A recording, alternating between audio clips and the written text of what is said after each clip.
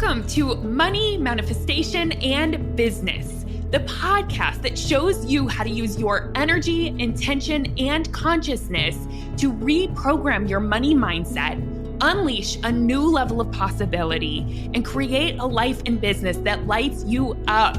I'm your host, Jamie Berman, and I invite you to join me each week for a dose of inspiration, coaching, and teachings to help you rewrite your money story, create abundance on your terms, and grow your business in a way that's fully aligned for you.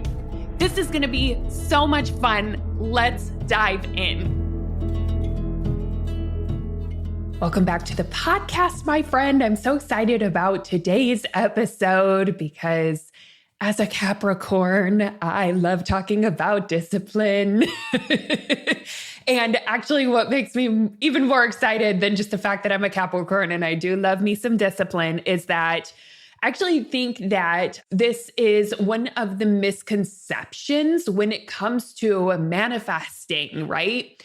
I think sometimes people associate manifesting with just the yin side of it, just the feminine side of it. When I say that, I mean, they think of just flow and unstructured and just the inner work that's involved with it. But honestly, if you want to make something come to life, if you want to create, if you want to manifest, it is so important to understand that it's about balancing the yin and the yang. It's about balancing the masculine and the feminine, balancing flow with discipline, balancing creativity with structure.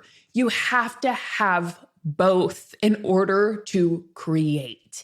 And for some people, when they first learn about some of the manifestation principles, especially coming from someone who maybe was all structure, all masculine, push, push, push, hustle, hustle, hustle, and they're a bit burnt out, then they can go to the other side of trying to be all just flowy and relaxed and not taking action, waiting only for inspiration, and then not really moving forward.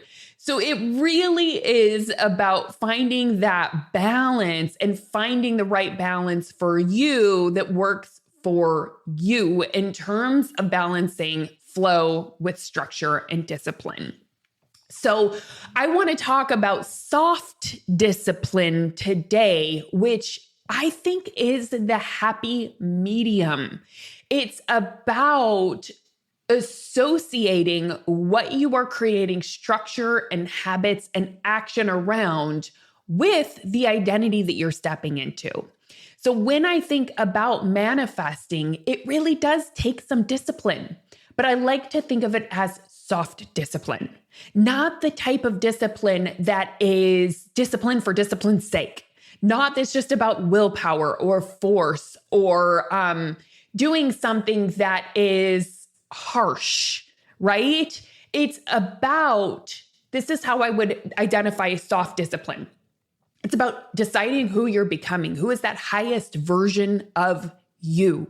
Who are you stepping into? What is the highest, most authentic version of you? And what is it that you want to create? What are you here for? What is your soul feeling called to step into? What feels in alignment, right? Having that vision, of course, which is also step one of the part of the manifestation process is what do you want? Getting clear on that, creating the vision for yourself. And then soft discipline is about doing what it takes to nurture that vision, right? So it's discipline, but the energy behind the discipline is nurturing the vision, doing what you need to do to make that manifest, to make that come true, to learn the skills, to put the repetition in, to do what you got to do and have forward movement every single day. Now, this is a great topic because this year energetically, in terms of the Chinese New Year, we are stepping into the year of the horse. And that really is about momentum and structure and movement. And so this soft discipline could be really helpful this year specifically in manifesting your dreams and your desires and your visions. So let's talk about it. I'm going to talk about what self-discipline is a little bit more. I'm going to tell you a couple of thoughts and ideas and concepts that have helped me stay committed, right? Because I think where some people go wrong is that they approach habits and becoming and discipline from an approach that isn't serving them, that's not sustainable. And then they see themselves as undisciplined. And that's not the case. You are not undisciplined. You've maybe just been approaching it wrong, right? Or in a way that's not serving you. So I want to talk about some of the mindsets and ideas and concepts that have helped me really stay committed and disciplined and have helped me step into new identities completely. I'll tell you how I'm utilizing this year right now and what I'm stepping into this year. And my hope is just that you are going to walk away from this episode having a new relationship with discipline and utilizing it in a way towards your goals and your visions that does serve you and that makes it sustainable. Okay, so let's dive in. Okay, so the first thing I want you to think about is your vision for this year. Think about your vision board. If you don't have a vision board yet, please create a vision board. You have no idea how potent and powerful that is. So create a vision board if you don't have one. But think about either your vision board or your vision for this year. What it is you are stepping into, who you're becoming, what you are creating, what you are manifesting. I want you to think about 3 different areas. What are 3 different visions that you had for yourself? I'll share 3 of mine, 3 simple ones. Number 1, I want to keep my house clean. I'm choosing to, especially since I've moved into my new beautiful dream home. I don't want it to just be super tidy on the days that, someone's coming to help out and clean up the house. I want to I'm choosing to maintain a very zen and clean home. That is one of my visions. It's just it to feel zen, light, clean, tidied up. That's one. Another one is to have a strong and toned body, to feel radiantly healthy from the inside out and to be super strong. That's my second one.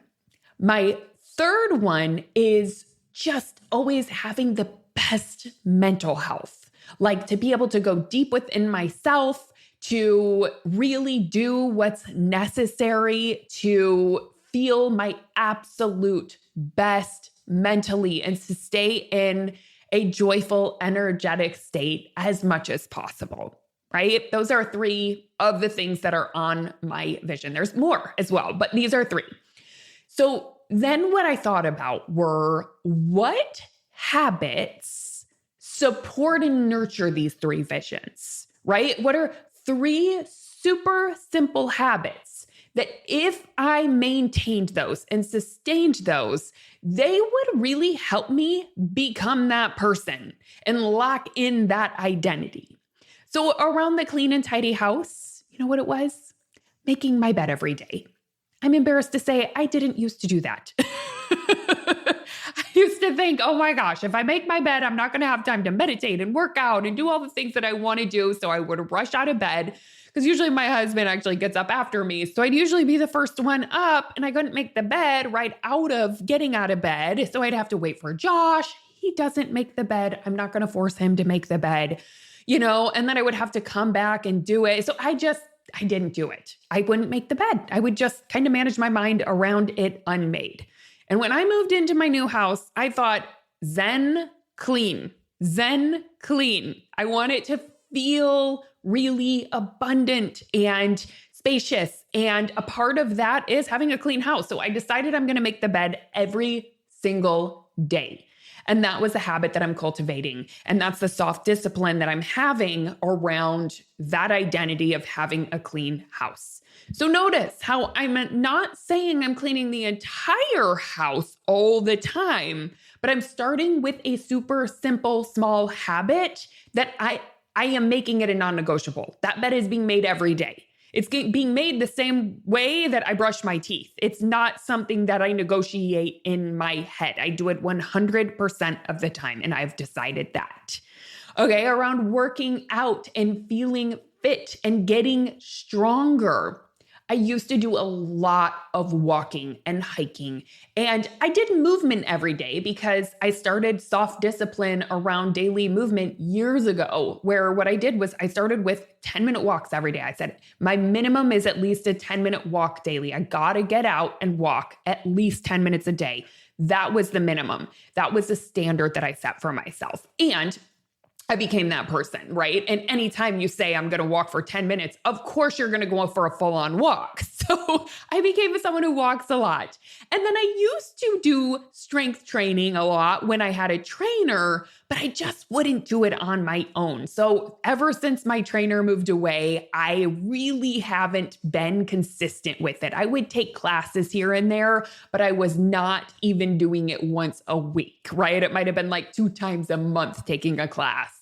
So what I have decided is that I want to be fit. I want to be radiantly healthy. I also feel my best when I'm strength training. So I am doing that 4 times a week minimum.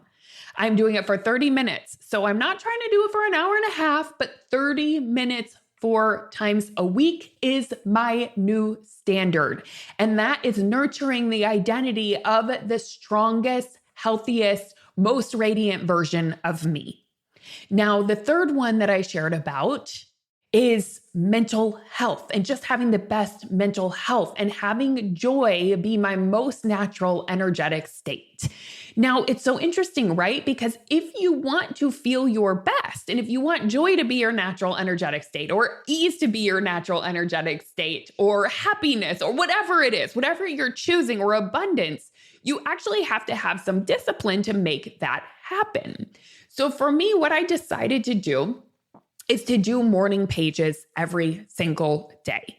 So my soft discipline that nurtures me having more joy and mental health in my life is doing 3 morning pages every single day.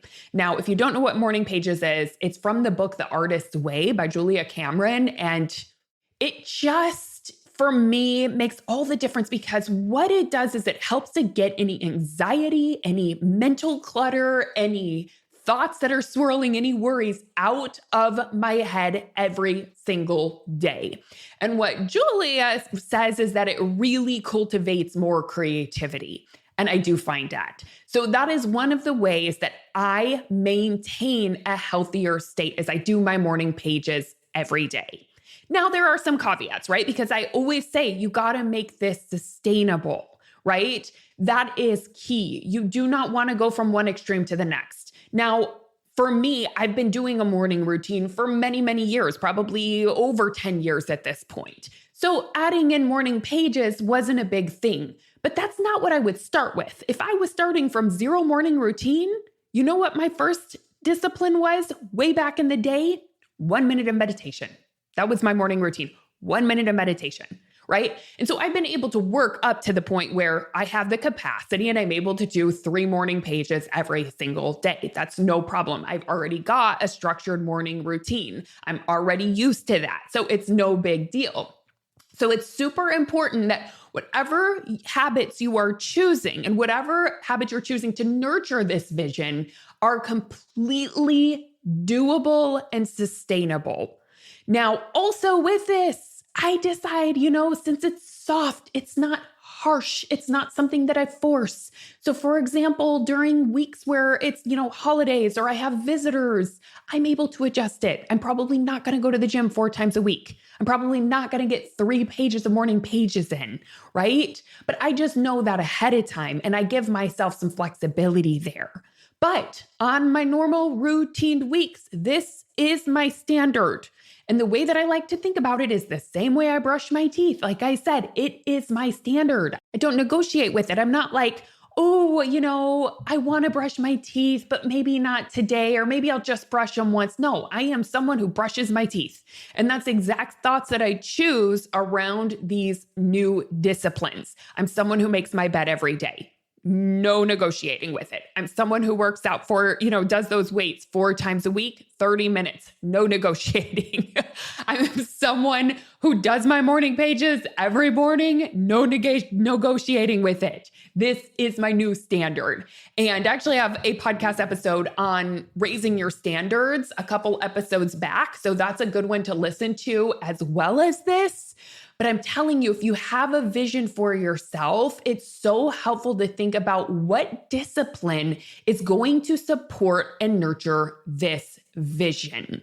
And how can I make it sustainable? How can I make it easy? How can I make it doable? And then I want to talk about some of the mindset hacks that help me stick to it and make it sustainable and make it doable. So I already mentioned starting small. That's huge. Do not overextend yourself. That is why most people fall away.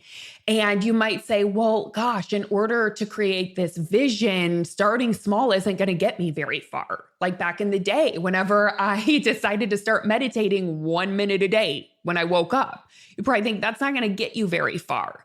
That's probably true. It doesn't get you very far, but it gets you a lot further than not doing it at all. And being consistent is the key. You're going to get so much further if you meditate 1 minute a day every single day than if you meditate for an hour once a month. It's going to make such a difference. So smaller habits more consistently actually build up to greater success and to building out your vision in a way that just doing it kind of like all at once or all or nothing does not do.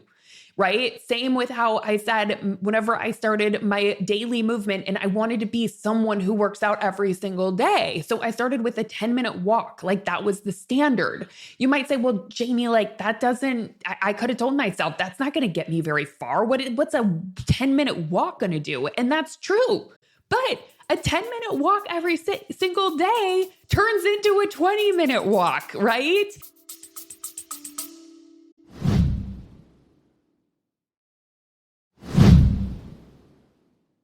Quick commercial break to let those of you who are ready for this know about something we have coming up. Okay, if you are already a 6-figure entrepreneur, you don't need more hustle advice.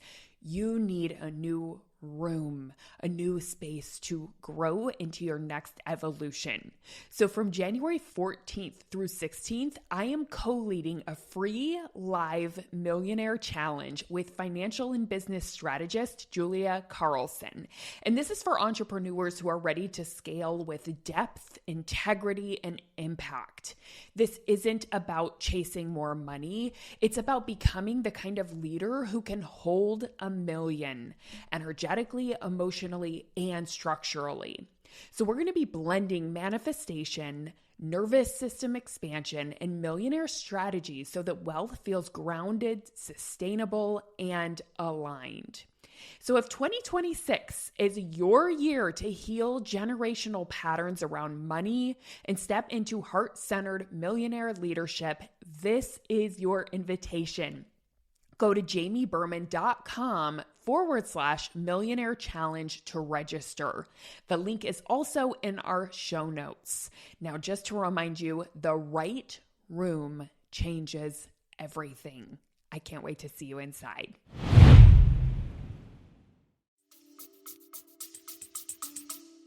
And it also develops the habit of getting out. It helps you overcome your own mind. And when you start small, you can overcome your mind a lot easier. And the first step is what makes all the difference. Because what I would find is the hardest part to start working out was getting myself out the door. So if I told myself it only had to be 10 minutes, it was a lot easier than being like, oh, I have to go to the gym, or I have to, go for a run, or I have to walk 3 miles, or I have to walk 10,000 steps. That makes it a lot harder to overcome your mind. But when you say, I just got to get out there for 10 minutes because that's my new standard, you get out there.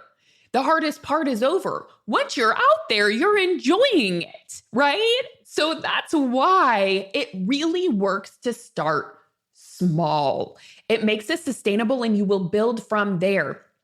Same with the meditating. I'd be a minute into my meditation and I'd want to keep going. So that's how I started building up a consistent morning routine. So I want to invite you to think about, how can I make this so small that I actually do it every single day or every single week, whatever it is, right? How can I make it so small that I actually do it? Just like with keeping my house clean. I'm not saying that I have to clean the entire house inside and out. No, I'm just starting the habit of making my bed every day. That's a small step. But then I feel how good it feels to have clean sheets, to have a nice bed that's made every day. And it makes me want to tidy up the rest of the room, right? It gets me in the habit and I build from there. So how can you start really small? That's key. Now, another concept, this one changed my life, and I have to thank Jack Canfield.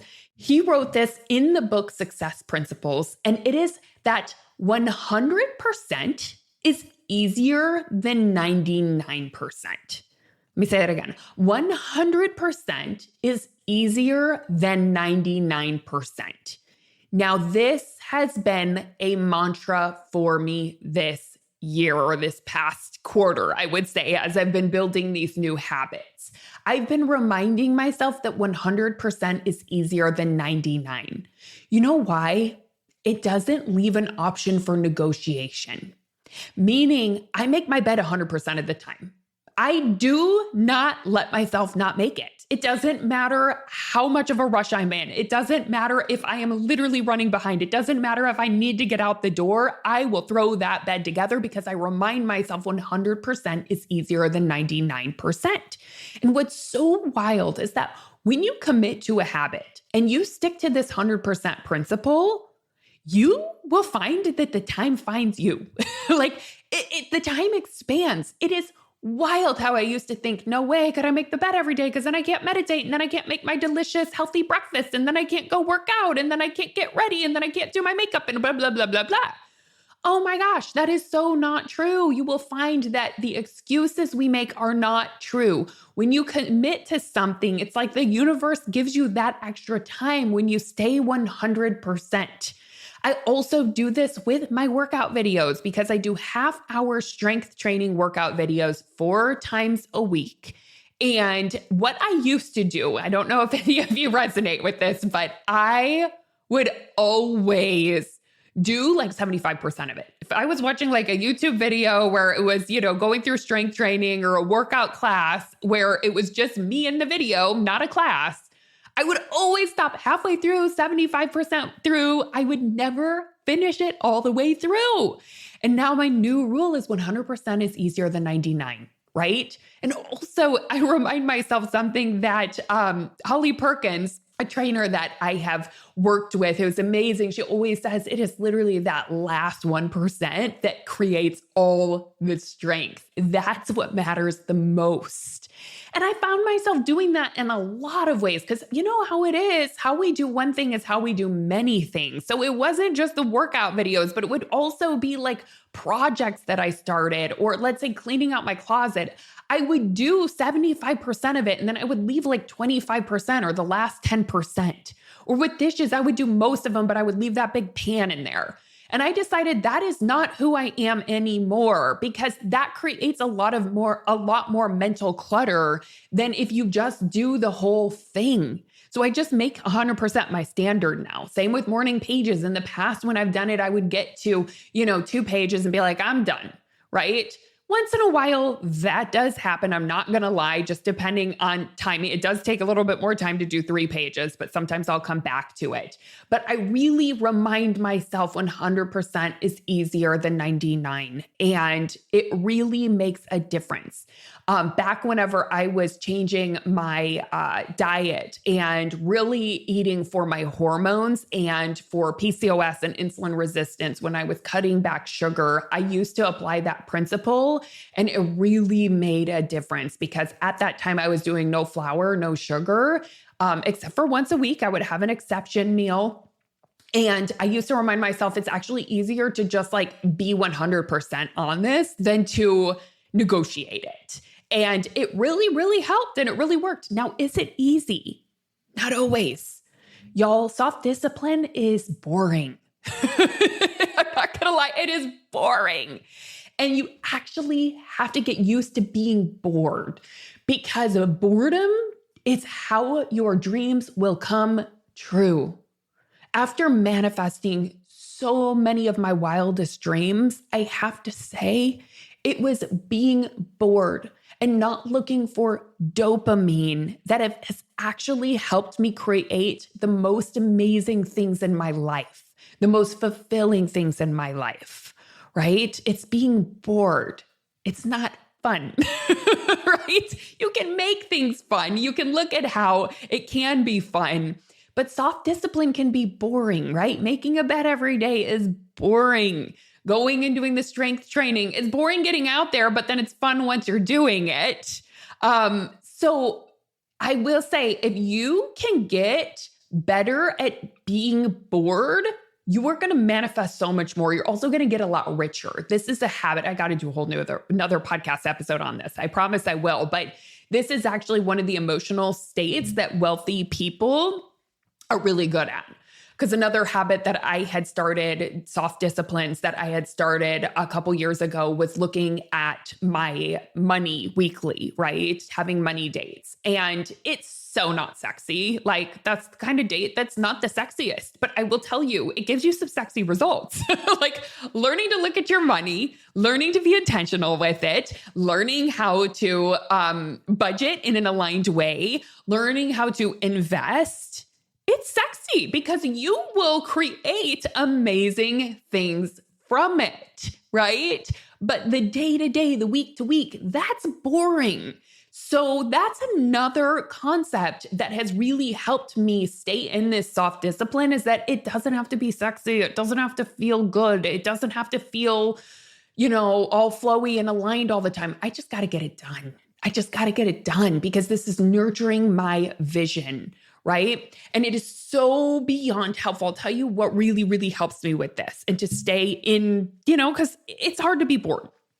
What really helps me is connecting that habit that I am cultivating and that discipline to the identity that I'm stepping into and visualizing that outcome every time I do it.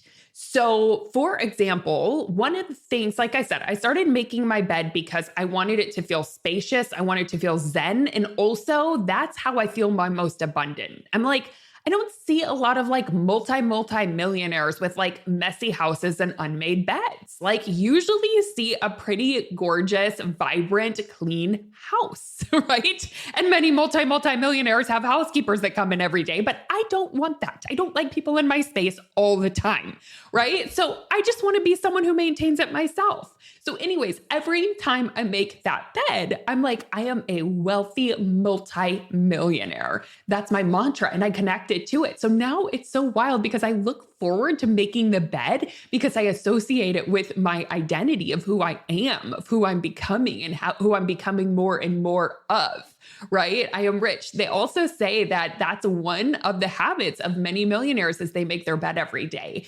So that really helps me, is associating that discipline with the identity that I am becoming. That's who I am, right? And so that's why I don't negotiate, because I'm like, this is who I am. Just like brushing my teeth, I'm someone who has really good hygiene. That's who I am.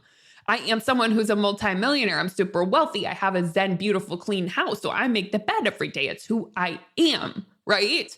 I have a super healthy, radiant, vibrant, strong body. So of course I go to the gym or I do strength training 4 times a week. It's who I am, and it feels amazing, and I feel so good. And that also is part of my mental health. It's what helps me to keep that joy state more of my norm, right? So all of the habits that I have done are connected to an identity. I remember whenever I started podcasting every single week, right?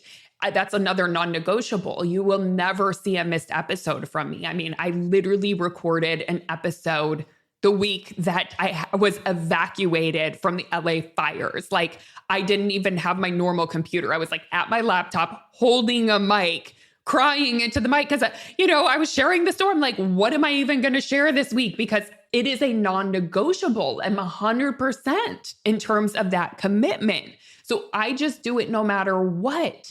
And it's amazing what happens when you go 100%, because it's like, I think had I said, oh, I can just do it when I feel inspired, or I'll podcast, when some inspiration comes through, or I'll do it, it's fine if I miss a week. You know what would happen? I don't think I'd be as creative. I don't think the universe would give me so many ideas, because since I have decided to be 100% with it, it's like it forces the inspiration to come through in some weird way. It's like, I just want to encourage you to try this 100% principle, right? Of like going 100%, going all in and making something your new standard, something a non-negotiable. And notice how, for example, when you commit to something creative, like I said, the podcast, how you will always have an idea. It may not feel good. It may not feel like it was a good idea, but an idea will come through and you will record it and you will do it, right? Same with, like I said, when I decided to make the bed, all of a sudden I have more time. I'm like, why did I ever think I didn't have time to make a bed? Like, this is so easy. It's so fast. You will show yourself that it is absolutely doable. It's amazing what you learn when you commit to 100%.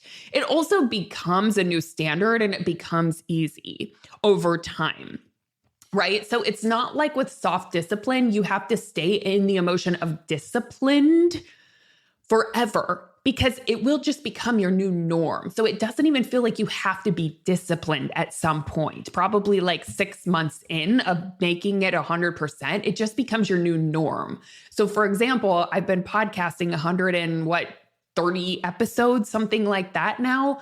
It's not something I think about. I'm not like, oh, I need the discipline. Oh, I need to stay on it. Like, oh, a podcast needs to come out for that week. Oh, something needs to be recorded. What do I want to record? It's just who I am. So I would say give it like 6 months of true soft discipline and nurturing, and probably having to overcome your mind, probably being a little bored with it, probably having your mind say things like, well, should we, shouldn't we? And you have to manage that. You have to remember, this is my new standard. We don't negotiate. 100% is easier than 99. And remember the vision of who you're becoming, because all of those together will help you develop a habit and will help you literally just step into that identity and become that person who does it on autopilot. You don't even have to think about it anymore, right?